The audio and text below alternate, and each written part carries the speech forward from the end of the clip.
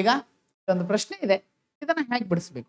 ಇಲ್ಲಿ ನೋಡಿ ವಿದ್ಯಾರ್ಥಿಗಳೇ, she said she dash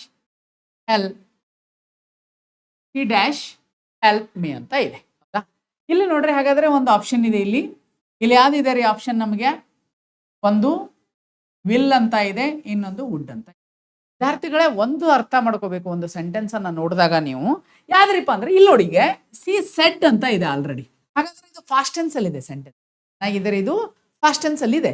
so ಯಾವಾಗ್ಲೂ ಕೂಡ ಈ ಸೇ ಇದ್ದಿದ್ದು ಸೆಡ್ ಆಗಿದೆ ಇಲ್ಲಿ. ಓಕೆ, ಹಾಗಾದ್ರೆ ಈ ಒಂದು ಈ ಒಂದು ಪಾಸ್ಟ್ ಟೆನ್ಸ್ ಅಲ್ಲೇ ಇದು ಇರೋದ್ರಿಂದ ನಾವ್ ಏನ್ ಮಾಡ್ಬೇಕ್ರಿ, ಇಲ್ಲಿ ಪಾಸ್ಟ್ ಟೆನ್ಸಿನ ಒಂದು ಹೆಲ್ಪಿಂಗ್ ವರ್ಬ್ ಅನ್ನ ತಗೋಬೇಕು. ಇಲ್ಲೇ ಪಾಸ್ಟ್ ಟೆನ್ಸಿನ ಹೆಲ್ಪಿಂಗ್ ವರ್ಬ್ ಅದಾಗಿದೆ ರೀ, ವುಡ್ ಆಗಿದೆ. ಇದನ್ನ ನೀವು ನೆನ್ಪಿಟ್ಕೋಬೇಕು.